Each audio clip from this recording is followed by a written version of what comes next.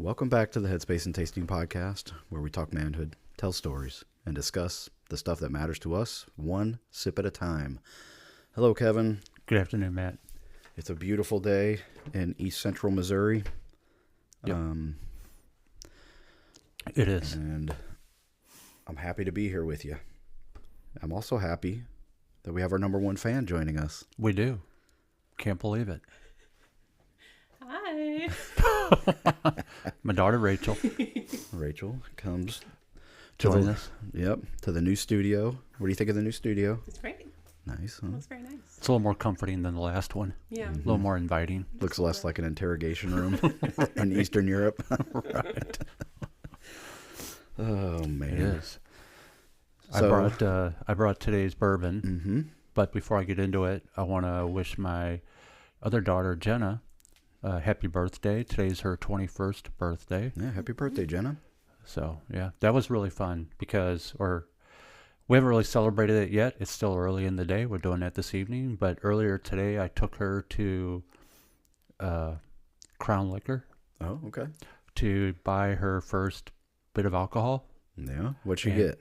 She picked out a bourbon that appealed to her. Mm. It was the bottle. She picked one based on the bottle she liked. Of course. So she goes up to the counter to pay for it. Mm-hmm.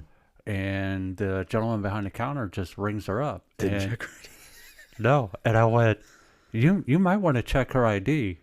And he went, nah, I could tell. She's over 21. Oh, no. And so immediately Jenna was insulted. Ruined Yeah. my birthday. Oh. And so he ended up asking for it, looking at it. And he said, well, you're not even 21 yet. And he looks at the date and then had to look on his computer to match the date and was, oh, wait, today's your birthday. And she goes, boy. yeah. And then she just paid for it. And that was it. And we left. Yeah.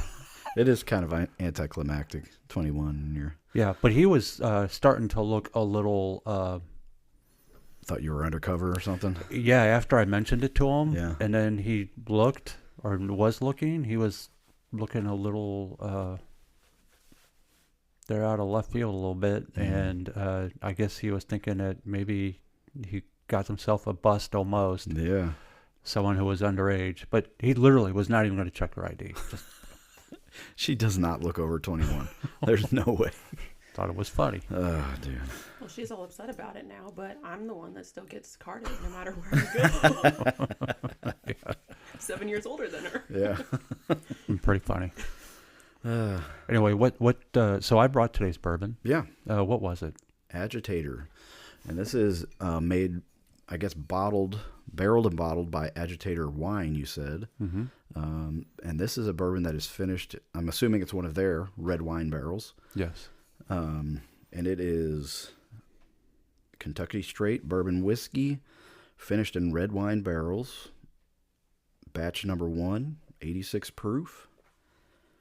That's it. It's kind of a cool bottle. Nice label. Yeah, two things of significance. One is that this company is actually a winery. They sell their own wine, and they always aged it in bourbon barrels. And then they decided to try bourbon in their wine barrels. And you mentioned that it's batch number 1. Batch number 1 was their initial release. I mean, this 5 years ago. So 5 or 6 years ago. And I don't know what batch number they're up to today. So... Yeah, I wonder if they even kept going. But oh no, they still sell it. Yes, it's still bourbon? on the market. Yeah, it's sold at Total Wine. It's one of the like a contract bourbon or whatever that they sell with Total Wine. You will not get it at a local liquor store. Okay. And it says here, here's to the rule breakers, the rabble rousers, the thieves, and the troublemakers. I don't know about the thieves part, but the rest sounds good. Yeah, unless you're a pirate. Right. I guess that's kind of what they were going for. It's kind of cloudy looking in the bottle. Doesn't look like it was filtered at all, maybe, or Could be a non-filtered bourbon. I'm not sure. It does have a little red hue to it in the bottle. Yeah, well, I mean, it almost topped the chart as far as color, in my opinion. Almost to mahogany. Almost, yeah. Yeah, I was like in the glass. It's lighter, but it is pretty dark. Yeah, it is aged 2 years, so it's the minimum that you need to do for this kind of thing, and runs about $35 a bottle. And what you get on the nose? The only thing I smelled was corn and maybe a little bit of apples or apple spice. Okay. The nose for me, I thought was the best part of the whole thing so far, in that I was smelling vanilla, and it had a heavy brandy influence. I could tell that's the red wine soaking into it, and that's what I was pulling out of it as far as the smell. And the taste was completely different. It was like drinking the peels from apples and grapes. Very tannic. Yeah, very high on the tannins. Missing the fruit flavor that would be associated with it, and really strong on corn. Corn mash. Corn mash is what it tastes like, really. Yeah, and you spotted that. I mean, on the finish at first, I was going, I don't even know what I'm finishing here. But then it made sense because it's 75% corn, 21% rye, and 4% on malted barley. Man. And the rye does not show up at all. It completely is faded out of it. Which I was also tasting acorns again with the corn. Like a nutty, but like a raw nut. Yeah. Flavor. Sour nut. Something that's like... Because acorns have to be boiled. Yeah, if you put it in your mouth, you're going to spit it out. Yeah. Type of thing. So we'll see how this changes throughout the show in our glass. We'll see if anything else pops out, and we'll come back later and do our full review and rating. Yeah, because on the finish for me, it was strictly the corn mash and just a little bit of heat on the back of the throat, and that was it. I put it's kind of a short finish, but the flavor lingers, but the heat goes away pretty quick. Yeah, unfortunately, the corn mash completely devours any kind of appeal you're going to get between the red wine infusion into the bourbon. And so on the label here, it says notes of dark berry, espresso, and chocolate. Which I don't. No, I don't think so. The espresso and the chocolate is completely getting lost in the corn. Yeah, like gruel. Which is weird. You said this was possibly a Bardstown distilling, and then they sent it. They bought it from there. I think so. I mean, we don't really know. But I mean, what do you do? Mm-hmm. We'll see how it goes as we get through the show. Maybe we'll never know. So as the Sergeant Major is trampling all over my notes, I saw an article this week that reminded me of something that I used to follow, and I forgot all about it. And that was the latest release of The Economist magazine. And every year they do like an advance preview of the next year. So it's always the world in 2025, world in 2026, which is the one that's coming up now, is just released. And so what I'm showing you is the magazine cover for the world in 2026. Yeah. And the thing about The Economist magazine is their artwork on this particular publication for this issue every single year always has a lot of cryptic art. And people over the years have used it as a way to try to determine or predict what they are telling the world or the people who are in the know of what's coming next. So The Economist magazine itself is not a well-published magazine. Like, they do not have a high following, but the followers of The Economist magazine and the contributors are all, the typical ultra elite 1%ers, probably the 0.05 percenters, and those that are the swamp, if you want to use the idea of the Bilderbergs or the Rothschilds and all of them, these are the contributors and the readers of The Economist magazine. And so what kind of things are you seeing on the year in 2026? Well, big picture, it's a soccer ball being kicked by a player, because I guess we have the World Cup coming up this year. On the outer ring, of this. I guess they're kind of making this look like a globe as well. So there's a lot of drone warfare and satellites, pills covering the whole thing. I guess it's like kind of like the narco wars, drug wars. Yeah, what's right in the center? Right in the center is basically an economic war. And Trump on one side of the graph, and then Xi Jinping and a couple other characters on the other with some crossed swords. Yeah, but right in the middle is the birthday cake for the United States, 250 years. Yeah. And what's right behind that cake? There's a fist up in the air with a handcuff on it. Painted blue. And some missiles. So I guess they're talking about political warfare with that too. Could very well be. But the thing that intrigued me on this particular art is what's directly to the left of the birthday cake, which is the container ship. Trade war.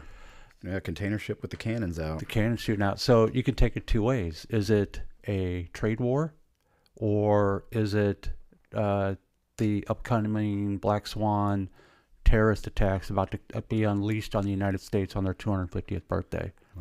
They're all disguised. Wild. That would because be you see a lot of the combat robot dogs. Yeah, robot dogs. You see a lot of drones. You have the they even show like the fly-by-wire drones that are coming around Ukraine now too. You see the tanks directly on both sides. So is that an indicator of regional war versus world war? And they're both pointed upward. Both tanks, everything's pointed upward. Then there's a Viking ship on here. I don't know if that means but those are Persians. Persians? Those are Persians. Oh, okay. Yeah, I see. Very interesting. So is Iran coming back into the picture? And then you have... Is that somebody stuffing a ballot box on there? Maybe. And then you have the dollar sign that is crumbling. Mm-hmm. And you also have the judicial gavel. Yeah, the gavel smashing something. Yeah. I guess it's the... Also coming apart. So they're breaking the penny. A lot of stuff on there. Yeah. Don't know what it means. Maybe it means nothing. But I did bring also some previous ones. So you have the world in 2019, the world in 2025 and 24. Yeah. So you can see some other ideas. But I also have this one. 2025 was a really weird one. That was like beyond cryptic. But I also brought the world in 2020 because I wanted to go back and see what were they predicting in 2020 now that we're 5 years past, right? So the world in 2020 is basically an eye chart, right? Uh-huh. It gets lower and lower. But if you look through it, it has a lot of stuff, words and things stuck in there. So you have Trump, 2020 in red and green. You have another word towards the bottom called diversity. You have exit. You have exposed. Modi, which I think is the Indian Prime Minister. President of India, yeah. But if you go all the way to the bottom, there's another word in there that says nightingale. And I went, well, that's odd. Why would they spell out a whole word, nightingale, in the very bottom of the chart? And I'll pass it around so y'all can look at it. Sounds like an initiation word, like initiate the attack or something. Well, I looked it up. So is there such a thing as Operation Nightingale? And, so a little backstory between 2016 and, first off, 2020. What happened in 2020? What was the main thing that happened in 2020? Destroyed every kid in that generation. COVID. Yeah. Right. Changed our world, and we're still dealing with the repercussions of it 5 years later. When I did a little bit of background on Nightingale to see if there's anything to that word. Oh, it says Nightingale, Russia. Between 2016, 2021, there was a thing going on in which you could bribe a certain group of people out of Florida, anywhere from $7,000 to $15,000, in which they would give you a fake certificate in nursing, and then you go take the test and pass, and you're a nurse. Oh, wow. That went on from 16 to 21. Whoa. And it wasn't until 2023 that Operation Nightingale started. And it was an FBI crackdown on this notion of these fake nurses. I don't know how it came about. I didn't read all the details. Really wasn't interested. I was more interested in that there is such a thing as Nightingale. Yeah. And so in 2020, it's being mentioned, but it was 2023 that the FBI went out and started cracking down and capturing or, going after these people that are fake nurses that has since spread all over the U.S. And at the same time, you have COVID 2020. And, you start connecting all these weird dots. You go down weird wormholes on it and going, is there something really going on that, maybe I should be paying attention to? Right. And, I don't know. I really don't. But, there's a lot of stuff, weird nuances in there. And I'm going, That is weird. And I'm not a conspiracy theory person. But it was something that made me think a little bit differently, and I'm still not. But I just wanted to get your thoughts on that when you see The Economist and what you think about it. It was weird, considering the audience, the people who read it, that they would be such cryptic covers for their New Year edition. Yeah, because it makes it just feeds into the exactly the Illuminati right type. Because the Nightingale being published in 2023 or 2020, and you got the word Nightingale, could be their code word for, all right, any connection that you have to it, go ahead and back out right now. Yep. So that way you can't be connected to it 3 years from now when they unleash the Department of Justice on this. Who knows? That's pretty crazy. Yeah. Exit. Trump. Exit. And I tried to go up and down and diagonally on the eye chart, but then I was spending way too much time on it, and I just tossed it to the side. I see pissed. P-I-S-S. No, there's one S. I'm sorry. That was my brain that had that. I actually looked for the word COVID in there. I didn't see it. I saw Ovid, but no COVID. Vision. Yeah, that's really weird, man. Exposed. But it's X-P-O-S-D. That could be exposed. Right. Like, hey, time to get Trump's in office. Maybe if you're on the Epstein list, it's time to get out. We're exposed. Because 2020 was the year of the presidential election also. It right? was, yeah. 2020? Yeah. Yeah, then January 6th happened. 21, right? January 6th, 2021. Anyway. But yeah, that fits very well into the topic for the show today, because we're going to talk about conspiracy theories. Yeah, one I've been avoiding. And so what I did was I have a list of these kooky conspiracy theories that people would say you have a tinfoil hat on, you're crazy, whatever. But then through declassification, were proven to be true. And then I have my next is a conspiracy that happened here in St. Louis that actually went on for a long time, man. It's really sad, and we'll talk about that.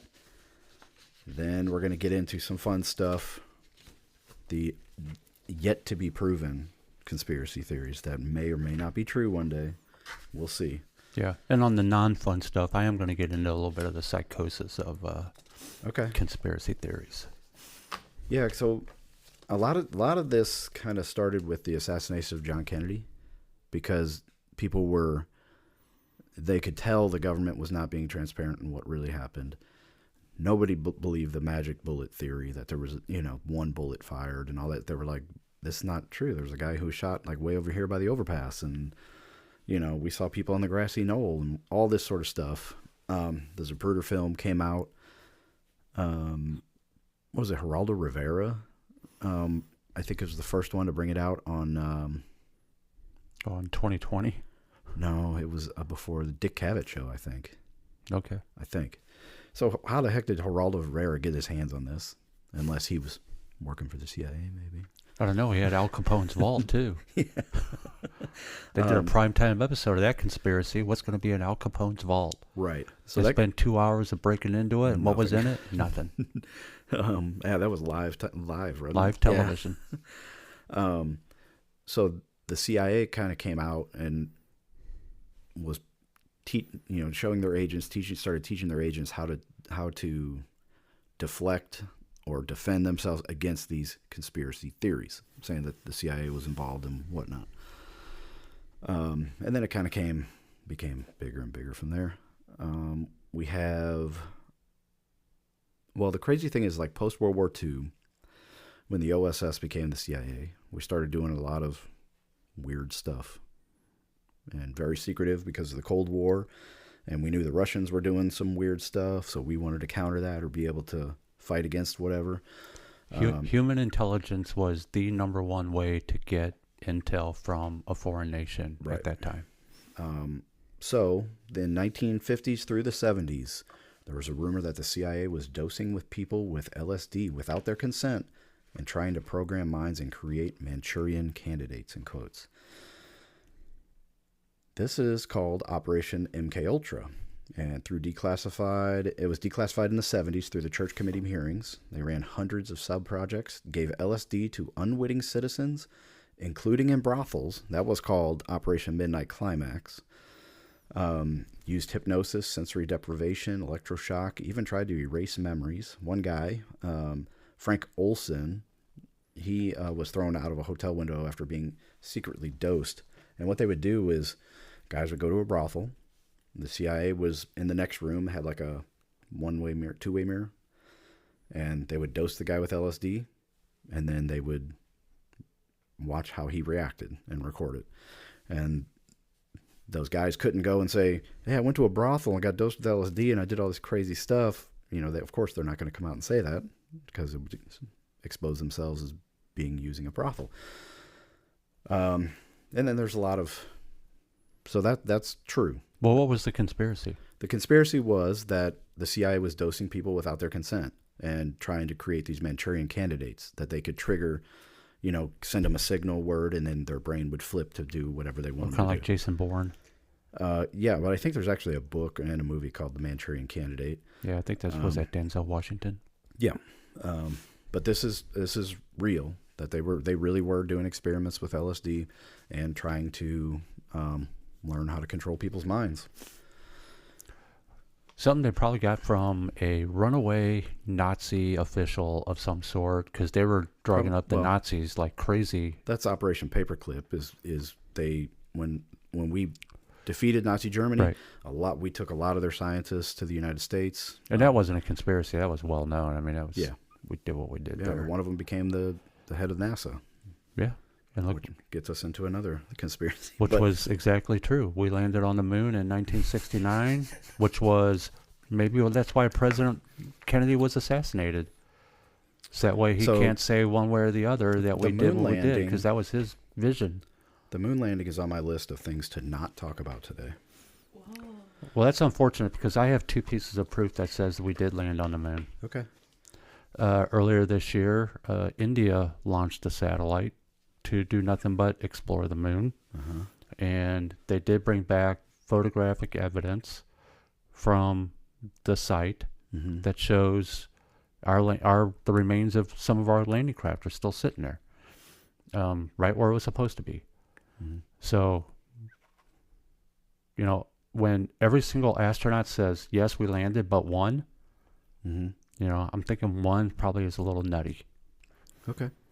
And then on top of that, you also had a recent video log of TK-47G, a stormtrooper from the other side, who actually was walking next to and photographed the footprints and some of the leftovers that was there. And so that was on YouTube. So I got to think that one's accurate. All right. Number 2 on my list of conspiracy theories that ended up being true. Just say it. I mean, the only thing Go ahead. You can count. I'm not going to engage in this one. I'm on the fence about the whole moon landing thing. But the only thing that's weird is that Neil Armstrong, Neil A, spelled backwards, is alien. That's weird. Was that his real name? Yeah, well, what's his middle name? I don't freaking know, but that right, doesn't so matter. It doesn't make any it's sense. It's Neil A. Okay. That's the weird part. Did his parents know? That's why you should like dogs more than cats. Because backwards it's spelled God. Yes. Dogs, God. I'm just saying that, Mm-hmm. you know, you maybe Instead should of take care of a dog stack. more than you can a cat. Instead of stack. So, Rachel, let me ask you this: Yeah. if the government, Tic-tac. if the government came out tomorrow, Mm-hmm. Monday, they're saying we got to hold a press conference. Mm-hmm. We just can't keep this bottled up anymore. Something's going to come out, and we have to admit, in 1969, we never landed on the moon. Mm-hmm. Would you be shocked? Like, oh my gosh, I can't believe it. Probably not. I would take it the other way and say, why are you trying to cover up the fact that we never went on the moon after all these years? Right. Why are you spending your time to appease the conspiracy theorists? Yeah, that's the weird thing. Like, if we didn't, like, say it was just a psyop to fight Russia, to say we landed on the moon before you, we win, that kind of stuff. Why would you wait until I mean, how many years later to like just say like, oh yeah, we were just, Do you believe we've been in space? Yeah. Okay. It's not too hard to get to the moon. It actually is incredibly difficult, and that's why we haven't been back. But No, that's Mars. Next topic. Mars, not the moon. Operation Northwoods. This was a conspiracy theory at one point. The U.S. military, this is what the claim was. The U.S. military wanted to stage a false flag terror attack on Americans and blame Cuba to justify invasion. And they were like, oh, you're just a crazy conspiracy theorist. Our government would never do such a thing, right? What year was that? That was 1962. Okay, so 3 years later, we did the exact same thing, but in a different country. Mm-hmm. Which country was that? In Vietnam.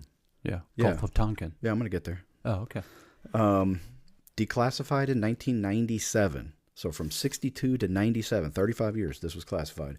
The Joint Chiefs of Staff literally signed a memo proposing hijacking planes, sinking boats of Cuban refugees, bombing Miami and D.C., and then blaming it all on Castro. JFK rejected this operation. That kind of started his fight against the military-industrial complex, which he was warned by Eisenhower on his outgoing speech, and the CIA. They wanted to do this false flag. All Joint Chiefs, all of them, signed off and said, yeah, this is a great idea. We should do this. Pretty terrible. But that's something that was crazy, unbelievable. Turned out to be true. Here's the Tuskegee syphilis experiment. This one's horrific. Mm-hmm. For people, decades said the government was letting black men die of syphilis on purpose. Everybody just said you're a paranoid anti-government, goofball. But from 1932 to 1972, the U.S. Public Health Service withheld treatment from 399 poor black sharecroppers with syphilis, even after penicillin became available in the 1940s, just to watch the disease progress and study it. It was exposed by a whistleblower in 1972. Then 1997, Bill Clinton formally apologized. I'm sure that helped a lot. COINTELPRO. How about this one? You ever heard of that one, Kevin? No.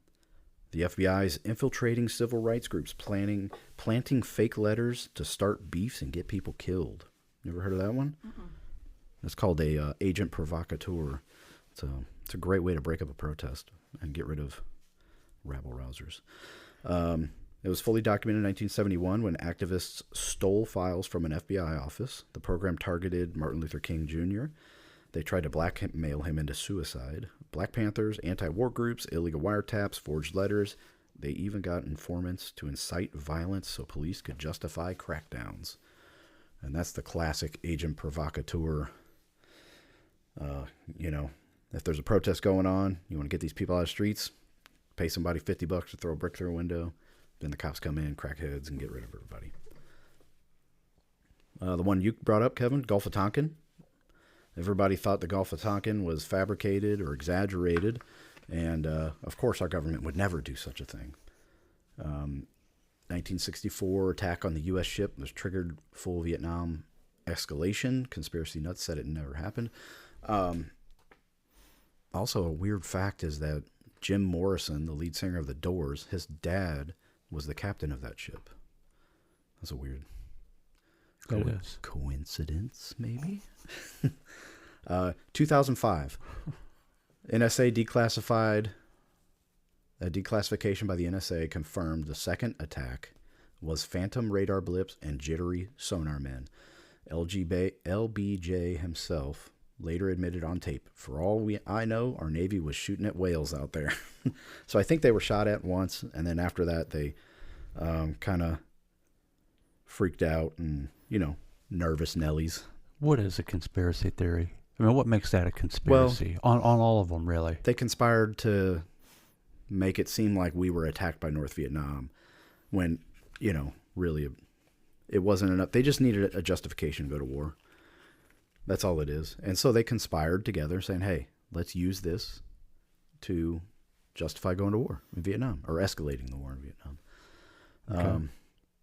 So they also did that again. You remember in the Gulf War in 1990 when that girl testified in front of Congress and said that the Iraqi soldiers were throwing babies out of incubators and all the horrific things that they were doing in Kuwait? No, I don't remember that.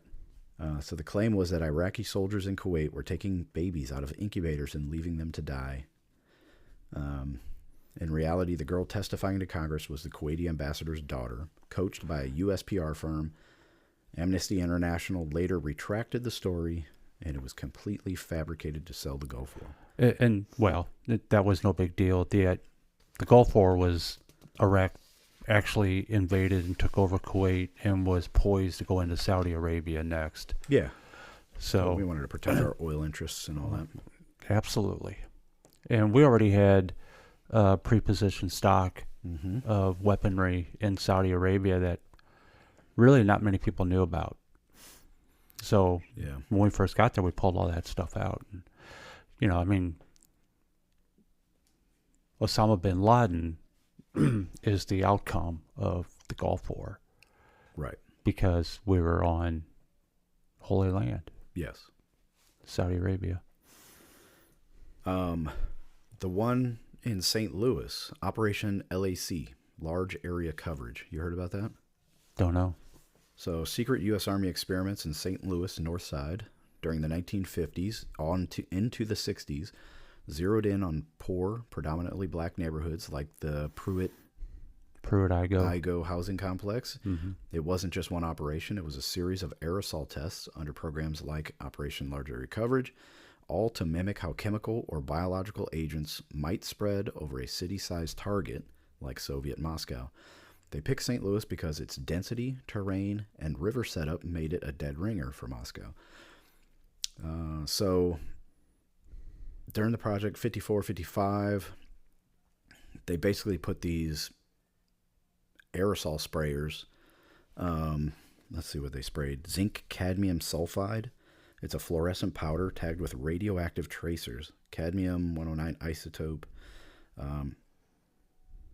That way they could track it. And they sprayed about 35 to 80 pounds per test.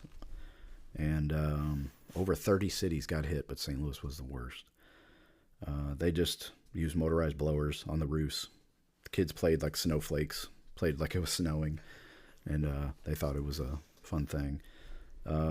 They framed it as smoke studies or fog for population. One resident recalls seeing weird mist from vans, thinking it was pest control, and that was weird. So a lot of people got sick, cancer, a lot of people died. That kind of stuff. I remember running behind the fog trucks as a kid. Yeah. The bug trucks. Running through the DEET or whatever it was. Whatever it was. Yeah. So in 1994, after a FOIA and lawsuit, Senator Claire McCaskill grilled the Army in 2012. The ex-residents demand apologies, compensations tied to broader Cold War victim funds. Josh Hawley floated bills. Nothing passed by 2025. The site's a park now. It's crazy, man, that they would do that. A better conspiracy theory, other than comparing St. Louis to Moscow, is on the original TV show Batman and Robin, or Batman in the 60s. When you see them look at their little glass map of their town, what's their town? Where do they live? Gotham is actually a map of the city of St. Louis. Really? Is it really? Yes. That's funny. Street, river, Wow. everything, minus the names and all that. Yeah. But it's supposedly Gotham, but no, it's St. Louis. So I think it's things like these that the government has actually done, denied that they did it, then later it's either leaked or declassified, and you're like, what the heck, man? You said I was crazy all those years, and then I should and trust it's not you and new. all We that. did that with the Indians, right? We put stuff in their blankets that we traded with them. I think that's a conspiracy theory as well, man. No, I think that's been proven. I think it's been proven to be false. Okay. We'll look into it, though. Maybe not. I don't want to hurt anybody's feelings. What? Rachel, you going to get your feelings hurt over false smallpox blankets? Oh, no, I was just saying in general. Oh, I was like, I don't care. So that was just kind of the lead in. And we're going to talk about some fun stuff because a lot of these people, like you said, that the psychosis that goes along with this conspiracy theory stuff, you can really get crazy. And you can be like, oh, I can see the connections. I can see it. It's true. And, next thing you know, you're down in your basement with red yarn and drawing lines between all sorts of stuff. Right. What TV show or movie was that? That was a bunch. But, there's actually... The one where the guy won the Mel Pulitzer Gibson. Prize. In real life, the man won the Pulitzer Prize for his... A Quiet Mind? Yes. Yeah. Because Yeah, he went crazy and was caught doing all that. Yeah. Thinking he was working for the government, and he never was. Right. So this is a fun one.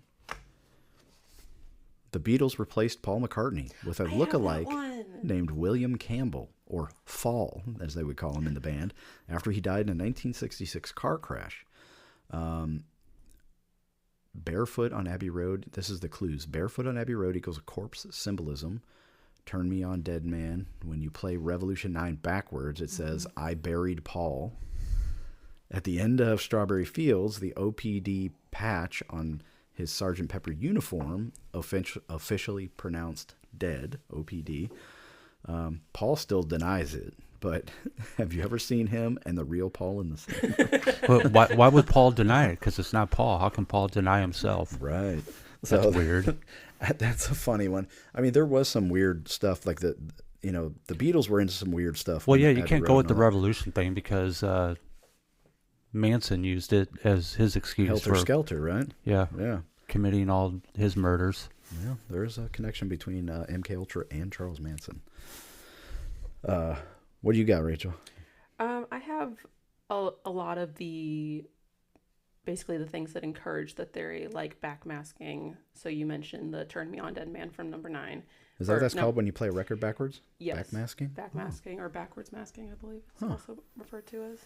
The song I'm So Tired. There's Monsieur, how about another one? Sounds like Paul is dead man. Miss him, miss him, miss him. Ooh. And then Strawberry Fields Forever was the one where he said cranberry sauce very quietly at the end of the song, very randomly at the very end. And it sounds like I buried Paul when you play it backwards. But it's cranberry sauce, and it says I buried Paul when you play it backwards. And it sounds like cranberry sauce. Like no one knows actually what he says. Oh, it's just a weird whisper? Yeah, it's just... Yeah, well, come on. I mean, when they were making the old movies where, like, to say you're doing a courtroom scene, and you got everybody sitting in the court. Yeah. And then something happens, someone says something on the stand, and you get the commotion of all the people. Mm-hmm. Do you know what they're actually saying? I don't know. They're saying the word rhubarb. Oh. They're all going, rhubarb, rhubarb, rhubarb, rhubarb. And over like... groups, it sounds like they're all going, oh, la, la, la, and, but they're just saying the word rhubarb. Right, yeah. And then lyrics that also kind of played into it. Like, let's see. It kind of referenced the whole, like, the most believed theory of actually how the incident occurred, where McCartney had an argument with everybody on the band and drove away in anger. And then while distracted by a meter maid, as in Lovely Rita, he failed to notice the changing traffic lights, a day in the life. He crashed and was decapitated, Don't Pass Me By.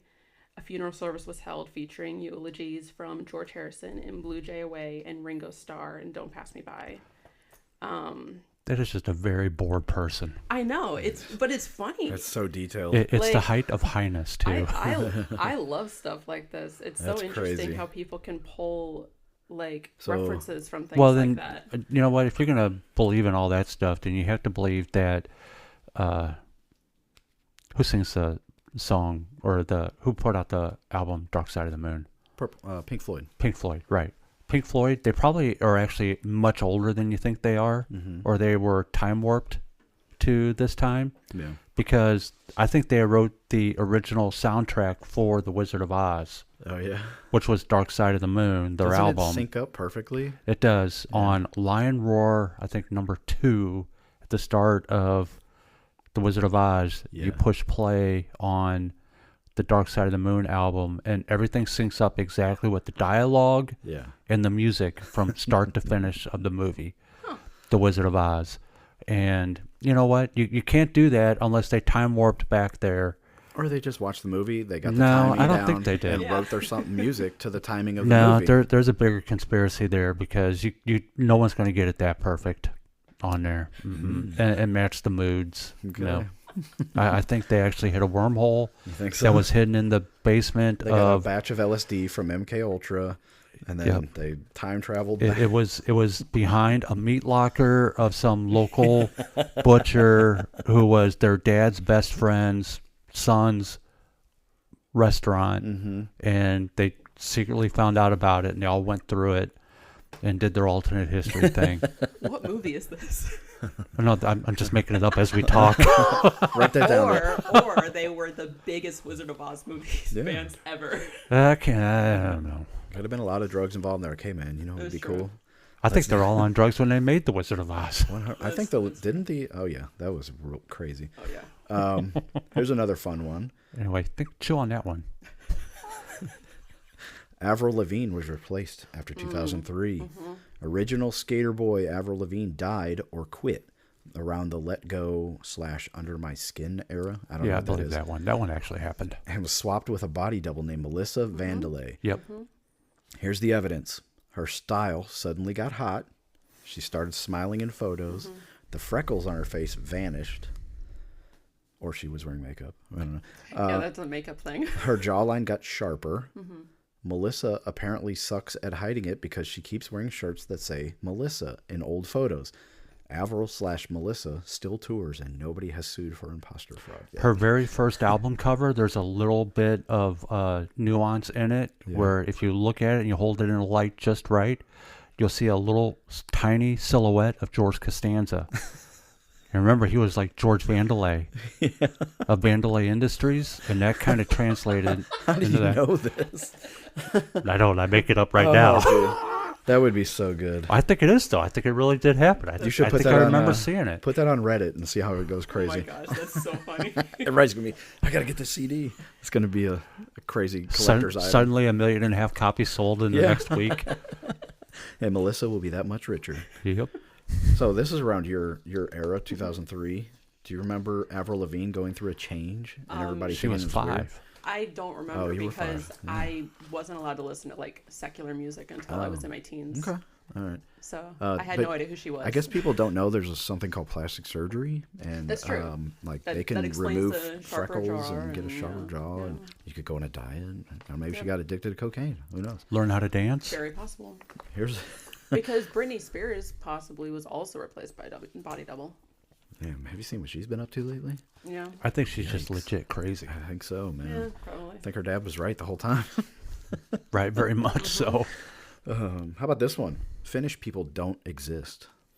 Finnish people. Finland is a hoax created by Japan and the Soviet Union to secure fishing rights in the Baltic Sea. The land on the map is just ocean. The Trans-Siberian Railway actually goes straight to Russia with no stop. All Finns you have met are paid actors. Nokia was invented in Japan, but branded Finnish for tax reasons. And it says there are no photos of Finland from space.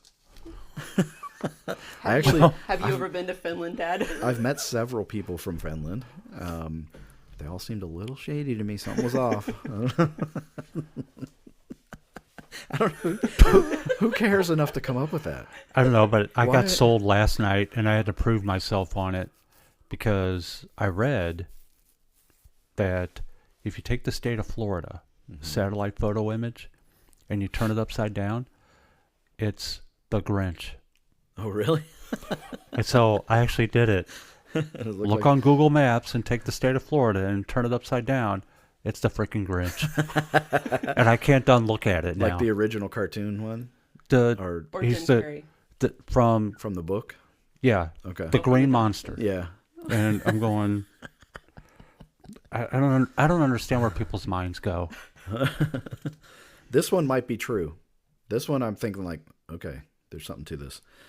Built in the 1990s and way over budget with 5 underground levels that nobody uses, the Denver airport is the Illuminati and New World Order headquarters. I've heard that one too. Murals show gas-masked soldiers, dead kids in coffins, and a world on fire. There's a dedication stone with the New World Airport Commission and Masonic symbols. That's the Grinch. Giant blue horse statue with glowing red eyes killed its own sculptor. Runways from above form a swastika. And the official explanation is that it's all art. Right, of course. Yeah, of course. Why would you have an apocalyptic mural and a horse with red eyes that stands over everything and your runways that form a swastika? Because it's art. It's art. And there are... It is, because art goes way back. You have every single cathedral. We don't have a conspiracy theory on art. Right. So all the cathedrals are built to look like crosses from the air. Yes. Yeah. In a time when no one can fly and even know what it looks like from the sky. Right. Yeah, come on. Well, the angels could see it. Right. The Denver airport is super creepy looking. When you look at pictures of it, you're like, what? Why would I was there when they first opened. It was odd then. Yeah. And the tunnels, I mean, you have, Cheyenne Mountain and all those underground bases there for the nuclear fallout and all that crap. So, you're going to have people flying in that probably need to go underground to get to those places. So, of course, there's going to be underground tunnels, but why would you make it look so creepy? Think of how many are in D.C. and Pennsylvania and Maryland. Yeah, yeah. Virginia. Yeah, that one I'm like, okay, this is a little weird. That you're not even trying to hide it anymore. Even the Moscow subway system is an anti-nuke fallout area. Mm-hmm. It's massive. Yeah. This is a good one. Stevie Wonder can actually see. I don't know if you knew that, but he can actually see, and his blindness is a gimmick. Apparently, he claims to have been blind since birth, but he catches microphones in midair. He plays basketball with Barack Obama, perfectly photobombs people, and once stared directly at a solar eclipse on live TV. Paul McCartney once said on a talk show, Stevie was driving us around, and then he caught himself, and then he laughed it off. Legend says he keeps that going for the parking spots. You mean Fall McCartney? Yeah, Fall McCartney. So there can very well be some truth to that, because who is no longer living today who suddenly got some disease and died? And that was Richard Pryor. Yeah. Richard Pryor was the master at playing a blind man. He was. And he was very good. From what I understand, him and Stevie Wonder were childhood friends. Mm-hmm. And he taught Stevie Wonder how to act like a blind man.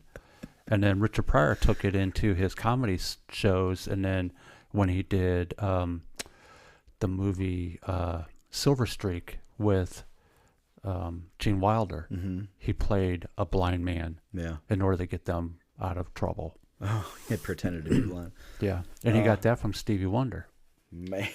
So I have seen the video of Stevie Wonder playing on the piano, singing. I know you so well that I'm sitting here going, I need to fact check every single thing you're saying, because I don't believe a word you're responding to any of the stuff with. There's a lot of connections. There are things where Stevie Wonder's playing piano and his microphone falls and he reaches real quick and catches it. And He's if Batman. it's weird, but I think he just mastered the vibrations of the world around him. Yeah, your other senses get heightened. Yes, if you lose one. So, he probably heard it in his ear that the microphone was getting further away, so he checked it. I mean, we see entertainers put blindfolds all the time and juggle. Yeah, come on. How about this one? Can they see through the blindfold? But that's a timing thing. Right? Yeah. He didn't know his microphone was on going a to fall certain, unless it was planned. On a certain note of the song he was singing, it was going to fall. He hits a key on his piano and it drops. Yep. Mm-hmm. Yeah, and he has the headphones in his ears, and I'm sure he could hear the microphone falling away. And Paul McCartney saying he drove us around could be like he was His driver escorting drove him. His driver. He was drove just us the around. escort. Yeah. Yeah. Rachel, did you know that birds are not real? Pigeons. Pigeons specifically, I don't believe are real. Well, all birds died in 1950s through the 70s from pesticide fallout. And the CIA killed the rest and replaced them with surveillance drones. Yeah, no. And that's why they sit on power lines to recharge themselves. And I love that idea. I think that's really cute. That's so pigeons obviously are fake. the oldest models since the head bob lag. That's them lagging. Seagulls are the new 4K version. If you've ever seen a bird poop on your car, that's just the coolant discharging. And there is a movement that is founded by a guy who deadpans it 100% seriously on TikTok. He's got millions of viewers. Yeah, the same guy who comes up with the flat Earth stuff. Well, So he claims that was just a joke that he did, and then everyone just kind of ran with it. That birds are dead? Yeah. I did some wild studying on the pigeon. Yeah. There are certain breeds of catfish who they feed off of pigeons. Whoa. And pigeons will go towards the end of a lake, to get water or whatever. The Wells catfish? I don't remember the name of the catfish. The one where its mouth literally like opens super wide. Yeah, and, so like, suction, like a vacuum. Oh no, it'll grab it. So Okay. it'll drift close, almost like an alligator does. It'll drift close to the shoreline where the pigeons are, Yeah. and just kind of drift there. And then at the right moment, the catfish will actually lunge out of the water and snatch a pigeon and bring it underwater and drown it as he eats it. Now, they're not going to eat robots. No, they're not going to eat robots. So I'm pretty sure a pigeon is a real bird. Yeah. Maybe the robins are fake. Didn't we kill all the homing pigeons off? Or Uh, one of the pigeons we killed? It was a homing pigeon. We didn't kill it off. Hunted it basically to extinction, though. Yeah, which is kind of funny about that because Teddy Roosevelt, when he was younger, he actually wrote about that in one of his diaries, seeing a pigeon migration. Yeah. Those pigeons flying over near him in New York. Yeah. That was the last documented pigeon migration ever recorded. Wow. And then they've since been wiped out. But yeah, we wore them out using them as messenger birds and stuff like Right. that through World War II, and they think- just died off. They were like, forget these people. I'm going to go hide somewhere. Yeah. Yeah, you're right. You know what? One of them may just pop up someday. Probably. Yeah. That's Because what I'm thinking we of it. still find animals that we thought were extinct, Yes. and they just seem to pop up. Katy Perry. Might be John Benet. John Benet Ramsey. The same age if John Benet had lived. Same vocal coach. Both were from super religious families. Both blonde pageant kids turned pop stars. Side-by-side childhood photos are almost identical. And Katie once said in an interview, "I wanted to be John Benet Ramsey." And then the clip got scrubbed from the internet after. Why would you want to be John Benet Ramsey considering She's dead. I don't she's know. dead? I don't know, man. That's so crazy. The weirdest thing that I've ever seen with Katy Perry, have you seen the video when she's singing her concert and her eyelid falls down and she touches her temple and it pops back up and then it falls back down. She touches her temple. She does it like 3 or 4 times. I've not And you're seen like, that's a cyborg. That's not a real person. It looks totally robotic and creepy and weird. And so she's singing, posing, and her eye goes, "Doop," and she touches her. Well, now I'm disappointed because I always liked Katy Perry. Man, it's so weird. It's the weirdest thing I've ever seen on the internet, I think. I love watching videos of people glitching. It is a 100% Hillary Clinton glitch. glitching is a really funny one. Yeah, she's really funny. She glitches. I like when they dropped the balloons when she got the nomination. She's like, "Whoa!" Or then the lady puts the microphone and asks her a question, and she just starts it was like a record skipping or something, or a CD skipping. Yeah, she's funny. You know, as we're talking about this, we're laughing. I have to bring up, when it comes to the psychology behind conspiracy theories, it's a real thing. And I had to pull out the definition because the psychological needs and cognitive biases that provide a sense of understanding, safety, and social connection. There's a lot of people who believe in them or try to create them in order to satisfy their own belief system or to calm down their own stress and anxiety. Yeah. And so there's a lot to be said about conspiracy theories and how whatever your belief system is may lead you to believe a conspiracy that may not even be one at all. Yeah. Or you're someone who harbors one and makes it. Social media is notorious, and that's, again, another reason why I say you got to really take it away, because it also produces and they'll publish. I mean, we're using it to create propaganda and influence people in a different way all the time. It's very easy to do. It's very easy. I mean, Goebbels, Hitler's, propaganda chief, if you tell a lie big enough, long enough, people are going to believe it. Yeah. And there's a lot of, it goes the other way too, where you try to explain some factual stuff to people and their mind just cannot believe it. Like, no, I don't believe that would ever happen. And they won't listen to anything you have to say because psychologically they just can't handle the truth. Yes. It's called denialism. You're right. It does go both ways. Yeah. So as humans, we have these weird coping mechanisms that will just pop in to protect us, depending on, I don't know, the elasticity of your brain, I guess. Well, and this is where the access to information hinders us, or the access to pre-made information hinders us, because we're a society now that no longer listens to understand. We listen to respond. So, the three of us sitting here, you two talking about whatever, I'm listening. Am I listening to understand that, what you're telling me, Matt, about, the fact that the crater in Arizona is actual crater when I think it's the remains of a flood? Do I listen to you to understand and maybe change my opinion? Or am I listening to you just waiting for my moment to respond to you to prove you wrong? Right. That's a lot of what it is. It's now like this tribalism. I'm right, you're wrong, and I'm going to shout louder than you to prove I'm right. Right. We do a lot better when we listen to understand versus listening to respond. Yeah. Joe Rogan had a show not too long ago where he would go to these weird, like he would go on the Bigfoot hunting trip or go on UFO convention and talk to these people about their weird conspiracy theories. And he was like, yeah, a lot of them are just really lonely, mentally ill people. Real? No, I'm good. They just seem like and this is their club to go hang out with, and they holler at Bigfoot in the woods, and they found like-minded people that they can spend their time with.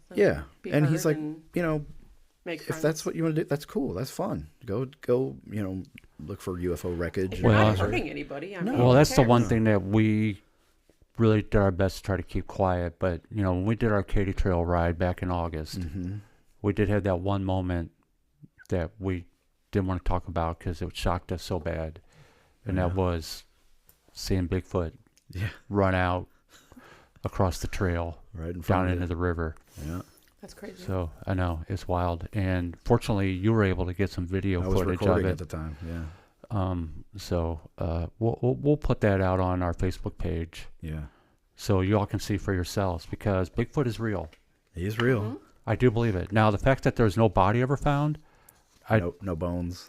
I'm okay with that, because I do believe that when one goes down, they drag them off. Well, I'm about to explain to you everything you need to know why a Bigfoot body has never been found. That's the same way you can't find elephant bodies when they die. Elephant graveyards, they yes. take them off. Yeah. I think there's one for Bigfoot as well. Wait, what? Oh, you didn't know that? No. Oh, so elephants, when they die naturally, you never find them. You never find a skeletal elephant ever. Oh. They bury their dead. That's so sad. The elephants, they have a secret area. And usually, like, they know they're going to die, so they'll walk to the elephant graveyard and they'll lay down and die. Yeah. That's so sad. It is. It really is. They're smarter than we think. Elephants for are. Sure. Yeah. For sure. So that's when people say there's alien life out there, I'm like, I think there's alien life here, man. You ever seen an octopus? Yeah. Or a dolphin or elephants? Or a cat get into spaces? Yeah.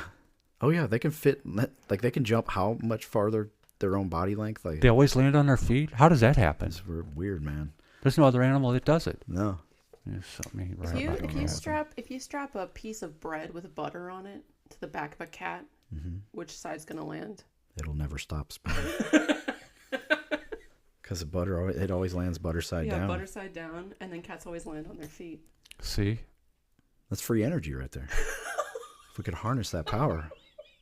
I mean, there's a lot to be said about a cat. I mean, although Rachel's cat is weird, Wolfie, he's odd because everything I see on Facebook never comes true with Wolfie. So I'm wondering if Wolfie is not really a cat or everything I see on Facebook is fake. And I can't believe that everything I see on Facebook is fake. Well, I know that Sergeant Major Basil Plumley hates the fake bird drones. Does he freak out at cucumbers? Have you ever laid a cucumber next to him and watch him bounce off a Supposedly wall? they think it's a snake.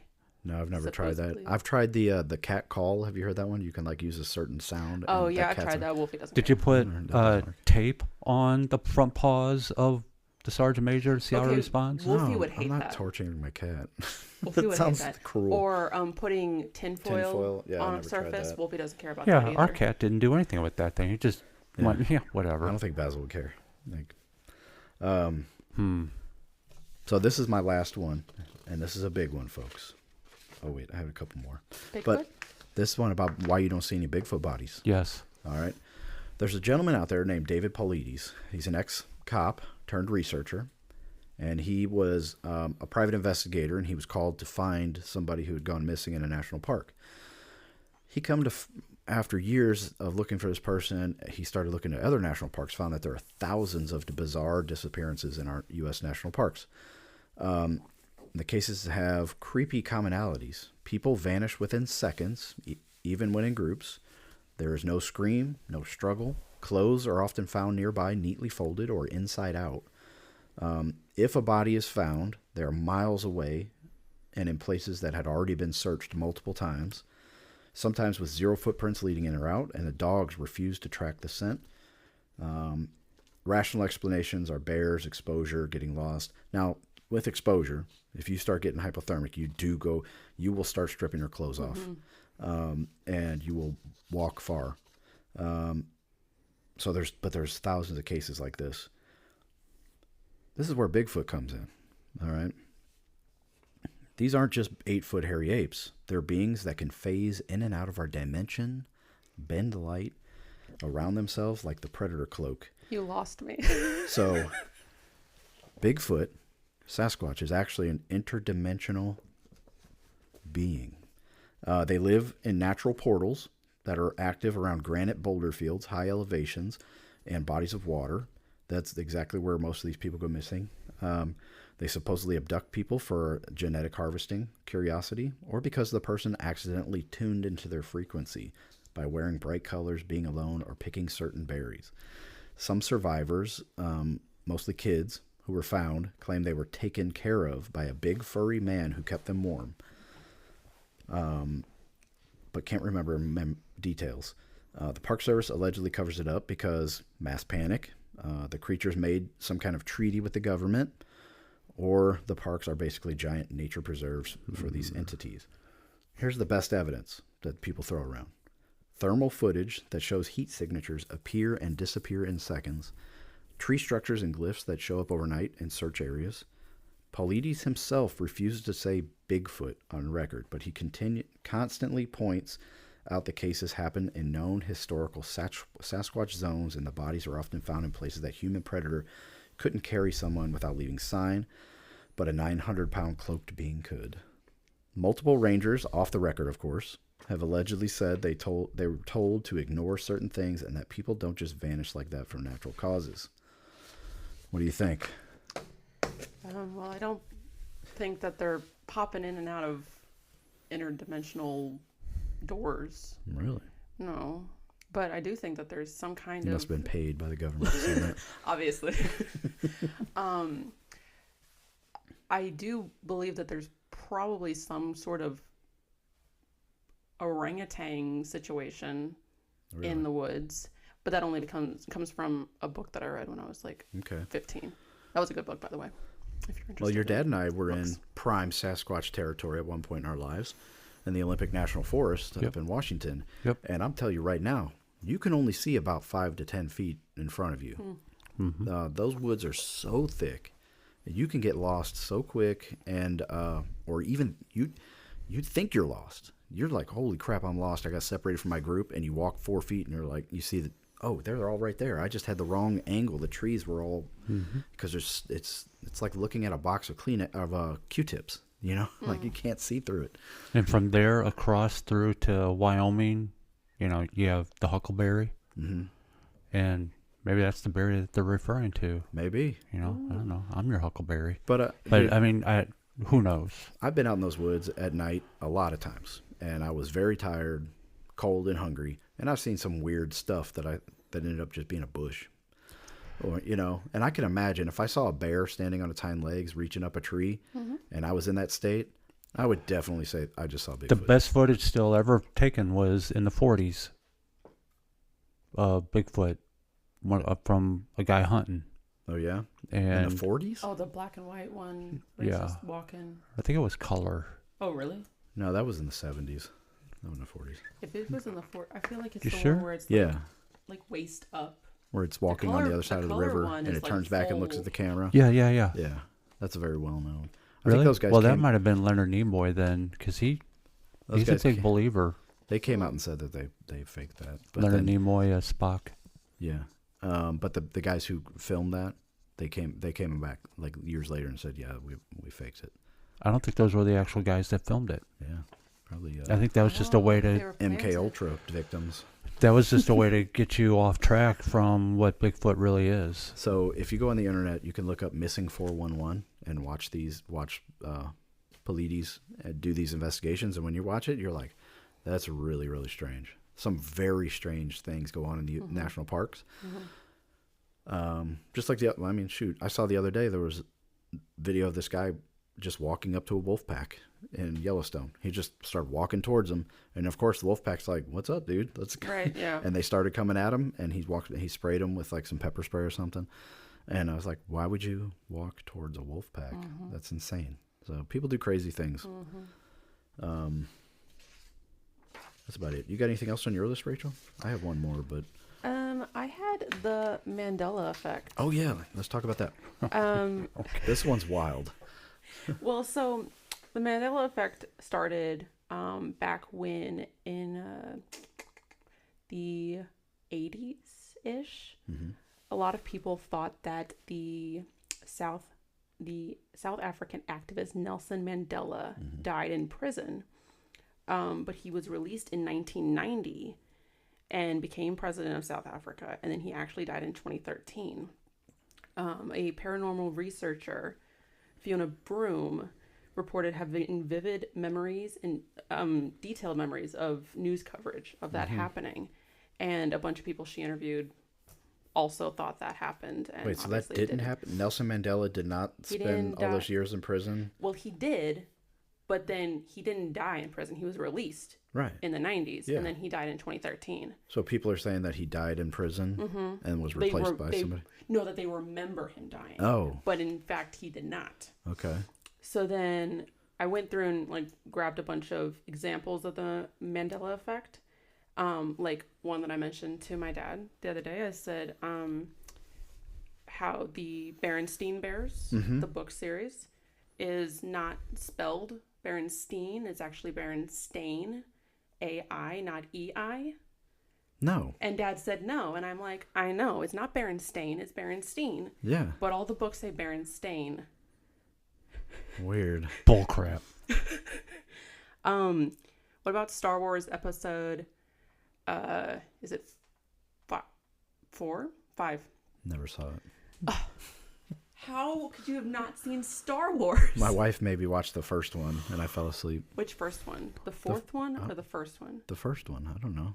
The first one that A came New out. Hope I have no idea. or the Phantom With Menace? Luke Skywalker, and Okay. he kisses his sister. They didn't know. They didn't know at the time. But yeah, that's A New Hope. That's the I'm disappointed. Bores me to death. So I've got a problem with you.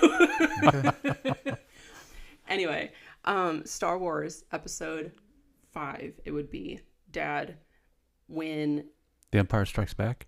yes when Darth Vader. Luke, I'm your father. Yeah, he doesn't say that. He says, "No, I am your father." There's no Luke. He doesn't say Luke. Oh, well, okay. Okay. I'm okay with that. That's no biggie. The Monopoly Man Yeah. does he wear a monocle? Yes. No, he doesn't. Does a peanut That's Mr. man? Peanut. Mr. True. Peanut wears a monocle. He does wear a monocle, but I Yeah. always remembered the Monopoly Man. I've never Monocle. associated Monopoly The Man weird with one the for me monocle. is the Ford logo. Do you have that on there? Oh, I do not. Isn't it? The circle with the word Ford. It was a blue The- oval the- Ford, but the font, it has a line through the F. But there's actually Oh. photographic evidence of it being different. Oh. And but Ford's like, no, we never changed our logo. I don't know what you're talking about. What about the Flintstones? Okay. Is it Flynn or Flint Stones? Flintstone. Flintstones. Flynn? Yeah. Flint? It's Flint Stones. Yeah, it's always been Flintstone. I don't Trying to remember think. that. I don't remember. That's just the way either you say it. Flintstones. And then I mentioned this to Flintstone. Dad also. Oscar Mayer, the hot dogs. Yeah. Oscar, it's actually spelled Mayer, not Meyer. It's Oh, I Oscar see. Mayer, not Oscar Mayer. Wasn't there a song? Or am I thinking of Mickey Mouse? You're thinking of the baseball song. Oh, I wish I was an Oscar Mayer Wiener. Mhm. Yeah. They don't spell it out there in the song, though. No, they don't. What's another one? Oh, Curious George. Mm-hmm. Does he have a tail or not? No tail. He does have a tail. He does not. I always remembered him having a tail. I've seen him hang from a tree before. Right? By his hand, maybe. Or Chimps don't have tails. right. But he did at one point, I swear. Or the Cheshire Cat from Alice in Wonderland. Yeah. People have tattoos of this. It's quoted in like movies and TV shows where he says to Alice, "We're all mad here." Mm-hmm. Actually, he doesn't say that. He says most everyone's mad here. Well, that's no big deal. I mean, that's like the movie Casablanca. Oh yeah. You know. Play it again, Sam. Yeah, I mean, he never said it. He said, "Sam, play it." Oh, really? I don't know. I think he says play it once. And I don't think he says Sam either. I think he says play it once. He might not say Sam, but he does say play it. Yes. And then the I Love Lucy, the quote where Ricky says, "Lucy, you've got some splaining to do." Mm-hmm. Never said it. He never said that? In any of the 6 or 7 seasons that show had, never said that. Well, I'm disappointed because I thought that's where mansplaining came from. Oh, man. And then there's It's weird like how the, conspiracies lead to conspiracies. Yeah. right? And then the Silence of the Lambs. Okay. When Hannibal says, "Hello, Clarice." Yeah. He doesn't. He says, "Good morning." Ew, Kevin. Gross. Well, I'm just bringing back bad memories. I think we've beat this dead horse long enough. You know, conspiracy theories are fun to have fun with. When it's a serious subject, of course the Gulf of Tonkin is serious. All the ones I read at the beginning that were proven to be true, that's all serious, sick stuff that our government has done. And it breeds distrust, especially now that, like Kevin said, we have access to all this information. Yeah. And our brains are like, well, what else is a conspiracy? What Right. else is going on? So I have some definitions to throw out there All when right. it comes to conspiracy theories. So if you think about the psychological motives, they actually have specific terminologies for all of it. One of them is epistemic motives, which are knowledge and certainty. People seek explanations for major events to make sense of the world, especially when feeling uncertain or confused. And so it could be a source of a simple but maybe false explanation to reduce ambiguity. Mm-hmm. And then you also have existential motives, which are all about safety and control. Yeah. Because when people feel a loss of control or powerlessness, conspiracy theories can offer a sense of security by identifying a clear enemy or cause for events. Okay. That one I see a lot. Yeah. And then you have social motives, and that's all about self-esteem and group image. But there's also cognitive factors Definitely. that go into it. And those biases are defined as proportionality bias. And that's the tendency to assume that major events must have major causes, making simple explanations seem inadequate. I see that a lot too. Well, It's like it can't be that simple. Like the fires in Maui. People said that it was a direct energy weapon. It had to be, the way it spread so fast and all this stuff. And it's like, if you know fire science, you just look at the wind patterns and how that thing went down, it's a horrific tragedy that has a very simple explanation. Even the most recent tragic assassination of Charlie Kirk. Yeah. There was immediate conspiracy theories about that. And there was a podcast published this week in which he's a popular guy, ex-Navy SEAL Special Forces guy. Sean Ryan. I think that's who it was. He had the head of the security team on. He walked through in detail the entire event. I listened to that. I watched the whole podcast, and I will say that man seems like the most untruthful and untrustworthy person I have ever seen try to give an explanation to anything. But that does not mean he's not telling the truth. He could be. Right. So he just seems like had no credibility.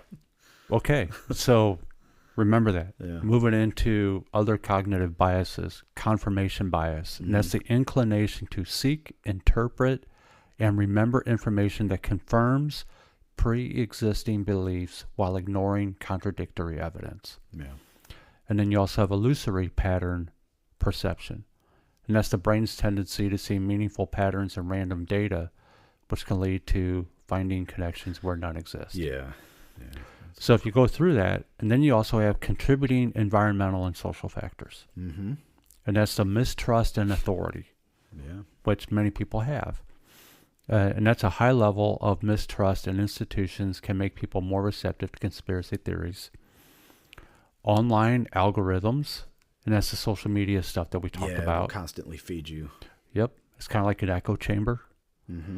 And you also have emotional states. And that's your own personal feelings of anxiety, fear, and disenfranchisement can increase a person's susceptibility to conspiracy theories. Yep. So, I mean, it is hard. It doesn't matter what it is. It could be something as simple as I walked by the refrigerator and kicked it with my foot by accident. And I can come up with all kinds of reasons why it happened. Yeah. I walk this same path every single day. Somebody moved this out a half inch just so I can stub my toe. Right. Yeah. And so all day long, we spend our time trying to justify our own personal existence. Yes. In our own little world. And anytime there's an algorithm or something that messes with it in some way, something happened. And it's not me making a decision or just slightly moving my body to the right instead of the left. Yeah. We're always searching for a reason why something happened. Yeah. You know what? Things just happen. That's kind of like a survival instinct, I think, is like you hear a noise in the dark, you're going to think it's something bad because, 400 or 500 years ago, if you're alone in the dark woods and you hear a noise, could be something bad. Right. So just like we have a natural fear of spiders and snakes. Like, why do we have that? That's a survival instinct. Those I don't. Any bug that is black and flies, I'm going to die. Because I will slam the brakes on the car in the middle of a road and jump out. If there's a wasp buzzing around the back of my car in some way. I saw you almost wreck your bike a few times because a fly was buzzing around you. So I think those are all robots. They could be drones. Literally have seen drones that look like bees. Right. Or flies. Our technology for spying is remarkable. Yeah. Well, I have to get going. This has been very fun. Oh my gosh. You guys can... Do you have to go somewhere? Yes, I do have to go somewhere. Is this a conspiracy? No, it's not. I Well, do have to go. All right, so on the bourbon that you quit drinking after the very first pour, Yeah, I did not drink anymore. what did you think of it? Me, I just kept drinking it only because I had something to drink. I'm not going to say it's gross, but it's not something I would drink again. It is not as bad as the Dead Guy whiskey. No, no. That was just disgusting. That was 0 stars. This one for me is a 1 star. This one here was like pouring vodka on smashed corn. Yes. And I just can't tolerate it. It seems like it's unrefined, or they didn't even try. They were just like, let's just throw it in a barrel and see what happens. I can't wait to go home to bust out a Buffalo Trace just to kill the taste in my mouth. Right. Yeah. What did you rate it as? 1. Me too. Yeah. It's also What a do you 1 think, star. Rachel? As somebody that does not drink bourbon or whiskey, it just kind of tastes like any other bourbon or whiskey I've had. How dare you? I know. I don't have. Let's see if you come back on the show have a anytime soon. refined This is palate. not my daughter. I don't have a refined palate. We need to get Jenna on I here. She's can't obviously taste a drinker. anything. I don't know if you noticed, but twice Rachel touched her left eye and perked it back up. I did not notice, but we got the Ring camera there recording, so I have the footage. Yeah. Hopefully we can get it to it before the NSA deletes it. Anyway, for anyone listening to us, you can reach us on YouTube and Spotify and Facebook. Mm-hmm. All the same at the Headspace and Tasting podcast. Mm-hmm. And you can email us with any information you'd like to provide at showmemk@gmail.com. We would love to hear your comments. Yeah. And tell us about your conspiracy theories that you think could be real. yeah, you know what? We're not begging for information for anyone, really, to be honest with you. No. We just want some interaction. That'd be Right. cool. We've mentioned this more than once, that this is a passion project. We're not monetized in any way. This is just something we like to do. We have fun with it. We like to try different bourbons and, get our thoughts out there and see what you have to think. And I just remember, what about Momo the Monster? You remember that? yeah, Missouri. Yeah. I've ridden on Momo. Yeah. You've ridden on Momo. Yes. Yeah, that's a ride. Isn't Me The and actual Momo or the one you made up? me and Rachel, or not Rachel, me and Jenna one time ridden on Momo. It scared her half to death. She was freaked out after the first turn. And It's yeah. a theme park ride. Yeah. It looks like the spider that goes up and down. What? That's Momo the monster. Yeah, but apparently I'm there's I'm thinking of the weird Bigfoot type thing that. Yeah, there's the apparently there cryptid. was a sighting, a cryptid sighting here in Well, I mean, Missouri, close by. Do we want to give away the location of our Bigfoot sighting on the Katy Trail ride? Maybe people should go ride the trail and see if they have the same experience as us. Yeah. Anyone who tries it, make sure it's early morning because you're not going to see him in the middle of the day. No. He's a nighttime guy. Yep. And I would say somewhere around between Augusta and St. Charles is where you're most likely going to run into Momo the Monster, a.k.a. Bigfoot, if you live anywhere else in the world. Yeah. But here in Missouri, it's Momo the Monster. Yeah. Be careful out there, folks. Right. Be careful. Rachel, you have any final words? No, I don't think so. All right. Really, that's it? Our number I one, mean, our I number can- one fan. Well, thanks for is, being on our show. I can throw out my honorable mention of conspiracy theories. Yeah, let's hear it. Rocks are soft until you touch them. So they're like some kind of non-Newtonian fluid that. Yeah, I don't know. They're soft. Who says that? People. People. People. It's a theory out there, which I think is kind of. So fun, if you 'cause how throw else, it, how else? Because You already touched it. you touched it and it touched turned it. it hard. Yeah, and then when it Oh. touches whatever it lands on, it turns hard again. Oh. That's like saying. That's a thinker.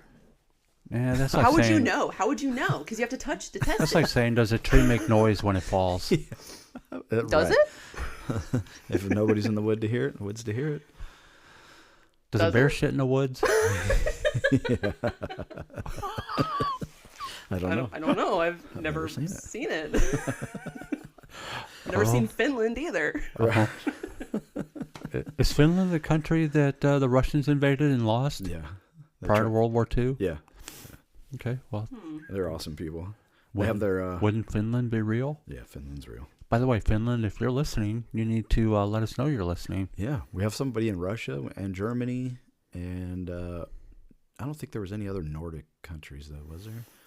No, it was Russia, UK. Germany, UK. You're right. Yeah, because other than that, we had Australia and Japan. Yeah, and the Bahamas. Yep. And then I think how many different states now? Oh, half of them. At least half the states. Half the states. Our newest one was California. Yeah. Welcome. So check in with us. Tell us about your crazy conspiracy theory, your experience with Bigfoot or soft rocks. And we would love to hear it. So thank you very much for listening. We'll talk to you next week. You betcha. Peace out.